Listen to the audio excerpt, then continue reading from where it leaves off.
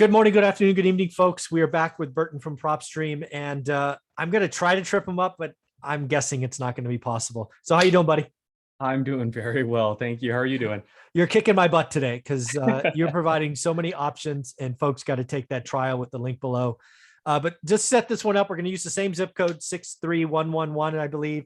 But now what I want to do is I want to flip the script. I want owner occupied, Okay. bought in the last year Okay. with, I don't know, 5% equity or less. I want to find those people really close to being in trouble. Okay. I love that. I love that. Okay. So let me get my screen over to you. And same zip code we pulled up. I just reset the filters. So Sure. You said owner occupied. Yes. So So different than the last occupied. time. Yep. Yes. Owned it for less than a year. So Yes. owner information max 1 year. Okay. And then you mentioned 5% or less in equity, not 5% or more, correct? 5% or less. Yeah, I love that creative seller financing stuff right here, guys. Right, Okay, sub two, baby. Yeah, I love this. Okay, so estimated equity percentage, it's going to be here. Now, let me just clear things up really quick, okay? So there are properties that are going to have mortgages and no mortgages in this list right now. Okay. If you just want to know properties that have 5% or equity or less, with or without a mortgage, you're going to use the estimated equity. So you'd put 5% in max. Now, what we're seeing here are 94 properties that have 5% or equity or less, but they may or may not have a mortgage. So if you're looking for a mortgage, then you're going to want to use. So why would they have less than 5% equity if they don't have a mortgage? See, that's a good question. And the reason for that could happen is private mortgages. There could be some mortgage that so you mean when you say mortgage, record. Okay, got it, Yeah, got it. Exactly. Okay. So what I would recommend is if you need to have a mortgage on the property so you can do your sub to or any of the strategies that require a mortgage being present, you can use, and we thought about this, the loan to value ratio filter instead, right? So this is, hey, let's look for a loan to a value of the property. And what you do instead is kind of the opposite. You do 95%. So, my friend, you are a numbers guy. So 95% or more. Oh, and now there we go. So again, I just want to realize what people have here. So you have a brand new owner.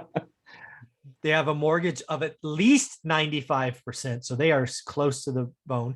Now, this may not be of interest today, but folks, what I see coming next year is a recession or the year after.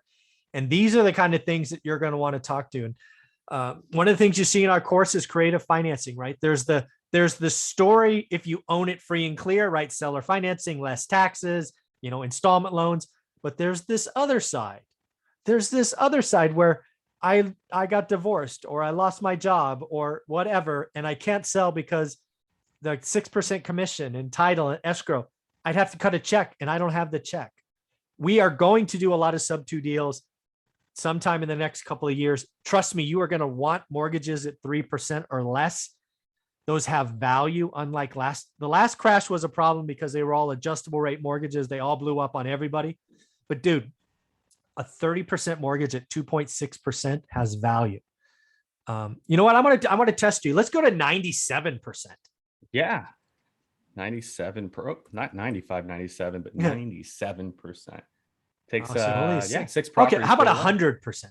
Oh, now we're talking into the negative. And yes, you guys can actually do that. So you can do 100% equity or more, or loan to value ratio or more. Wow. Now we're going into the negative equity space here. All right. Well, you can even cap it. You can say, look, I want negative equity, but I don't want it too negative. Yeah, let's do like 110. You could, exactly. So you can do from 100 to 110. And these are the properties that have just slightly enough negative equity where a quick down payment can, get them out of that mess and then start cash flowing it using the. So let's add the property characteristics we had from the buy box. Yeah. Let's just see. So 3-bedroom and 4-bedroom is what I think we had. 3 to 4 right there goes down to our 5. Look at it. Because again, folks, it's about the questions. It's about the questions. And again, once you get here, let's just say this is you want 3 and 4 bedrooms in Missouri, the zip code. You fast forward, we're in a recession or the big employer just left or whatever it is, and you want to talk to these 5 people. You have a list. Again, same deal as episode number 2. You could market. You could do a skip trace. What was it? 12 cents? Yeah, 12 cents. Mhm. So that's a whopping 60 cents. 5 times 12 is 60 cents. You could potentially get 5 numbers. If you only got 3, it would be 36 cents. And if you wanted to market to them, whether you want to call them and send them a postcard. Oh, geez, this is so crazy. Absolutely. And guys, as we talked in video too, so please watch that if you haven't. It's all about driving that situation. I mean, imagine, and I love what Mike was looking for, just bought it for a year. I mean, we could even flip it. How about they've owned it for 3 to 4 years? Imagine owning a property for, oh, we don't have any here, about 3 to maybe 5 years. Let's see if we can find one there. Or well, actually just 3 years in general. Here you go. So imagine owning a property for 3 years or more and it's negative equity still. Yeah, that's a problem. That's a problem. So these are things that you can create. And another thing I do want to mention on regards to the sub 2, because you brought it up. You said divorces and this and that. Job transfers. We have some of these categories. Oh, we have divorce records. We have bankruptcy. Where the hell records. you get divorce records?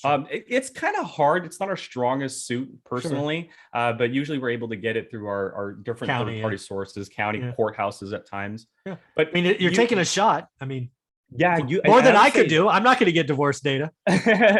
I would definitely encourage you guys to consider using some of these records. Like sub 2, for example, a very strong list I'm seeing recently, solely because we have this new category called pre-probate. Oh, look at this that. Is someone who's passed away and their name is still on title. Mm-hmm. So this scenario right here, okay, someone's passed away, they're still on title, but they've only owned the property for less than 5 years. No one was planning for someone to pass away in 5 years after buying a property. Look at that. These are properties that you could potentially consider a sub 2 scenario. Maybe the person that's still alive, maybe the children, maybe the spouse, they don't want to get rid of the property. Lots of memories, right? Mm-hmm. So turn it into a sub 2 scenario, since there might be some financial challenges involved. But this is just things that you guys can think of. Whether it's building your own list like we've been doing, or start with a category and then apply those same filters we just applied. Oh, this is so cool. Folks, again, what we have below is a link to a 7-day trial. Also, the link includes a discount if you sign up. Really play with it, right? Episode 1 today was buy box, more data than you can imagine. Episode 2 was, hey, out of state. Episode 3 was, low equity. And again, we're going to be doing this every other Thursday, Burton. And I can't wait to see what we do next 2 weeks from now. And also, you are creating content for the course. I just saw you sent me some videos. Yeah, that's correct. So more content will be going in there. So make sure you guys check out all the other resources Michael's provided. I kind of took a look at it. It's very powerful stuff you guys are given. So take a look at that stuff. Also dive into our resource page. I would recommend clicking on Mike's link, because you guys get the discount, the 7-day trial, 50 free leads. So, I mean, what we were pulling were 20, 30 leads. You guys can literally take those out during the trial period and work on that, right? So very cool. Just throwing that out there, but look out for more videos in the resource page coming soon. Awesome, buddy. I appreciate you. This is fun. Exceeded my expectations. I appreciate it, buddy. Thanks. Anytime.